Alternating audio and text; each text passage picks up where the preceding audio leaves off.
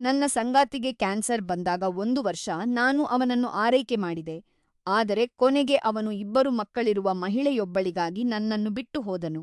ನಾವು 8 ವರ್ಷಗಳ ಕಾಲ ಜೊತೆಯಾಗಿದ್ದೆವು. ನಂತರ ಒಂದು ಗುರುವಾರ ರಾತ್ರಿ ಸೋಫಾದ ಮೇಲೆ ಕುಳಿತಿದ್ದ ನನ್ನನ್ನು ನೋಡಿದ ಅವನು ಮಕ್ಕಳಿಲ್ಲದ ಜೀವನವನ್ನು ನಾನು ಊಹಿಸಿಕೊಳ್ಳಬಲ್ಲೆನಾ ಎಂದು ಕೇಳಿದನು.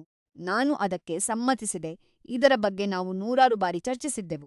ಇದ್ದಕ್ಕಿದ್ದಂತೆ ಅವನಿಗೆ ಮಕ್ಕಳು ಬೇಕೆಂಬ ತುರ್ತು ಅವಶ್ಯಕತೆ ಇದೆ ಎಂದು ಹೇಳಿದನು ಮತ್ತು ಮಕ್ಕಳು ಬೇಕೆನ್ನುವ ಯಾರನ್ನಾದರೂ ಹುಡುಕಿಕೊಳ್ಳಲು ನಾವು ತಕ್ಷಣವೇ ಬೇರೆಯಾಗಬೇಕು ಎಂದು ಹೇಳಿದನು.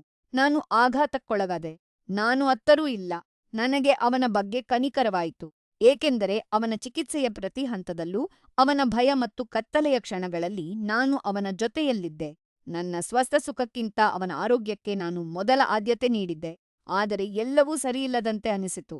ನಾವು ಪ್ರೀಮಿಯಂ ಚಾಟ್‌ಜಿಪಿಟಿ ಖಾತೆಯನ್ನು ಹಂಚಿಕೊಳ್ಳುತ್ತಿದ್ದೆವು ಮತ್ತು ಅವನು ತನ್ನ ತವರೂರಿಗೆ ಹೋಗಲು ನಿರ್ದಿಷ್ಟ ಮಾರ್ಗದ ಕಾರುಗಳ ಬಗ್ಗೆ ಹುಡುಕುತ್ತಿರುವುದನ್ನು ನಾನು ಗಮನಿಸಿದೆ. ನಾನು ಕೇಳಿದಾಗ ಅದು ಕೆಲಸದ ಡಿಸ್ಕೌಂಟ್ ಎಂದು ಅವನು ಸುಳ್ಳು ಹೇಳಿದನು. ಕೆಲವು ದಿನಗಳ ನಂತರ ನಾನು ಅವನ ಲ್ಯಾಪ್‌ಟಾಪ್ ಪರಿಶೀಲಿಸಿದೆ.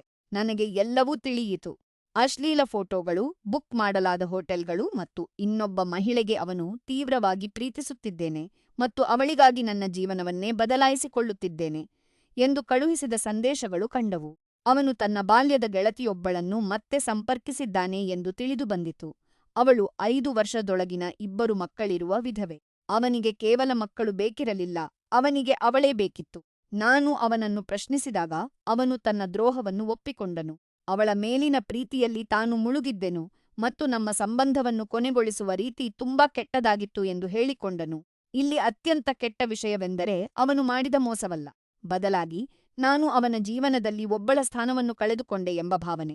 ಅವನ ಜೀವನದ ಅತ್ಯಂತ ಕಠಿಣ ಹೋರಾಟದಲ್ಲಿ ನಾನು ಅವನನ್ನು ಬೆಂಬಲಿಸಿದೆ, ಆದರೆ ಕೊನೆಗೆ ಅವನು ಗುಣಮುಖನಾಗಿ ಭವಿಷ್ಯದ ಬಗ್ಗೆ ಉತ್ಸುಕನಾದಾಗ, ಆ ಸುಖವನ್ನು ಅನುಭವಿಸಲು ಒಬ್ಬ ಅಪರಿಚಿತ ಮಹಿಳೆ ಬಂದಳು.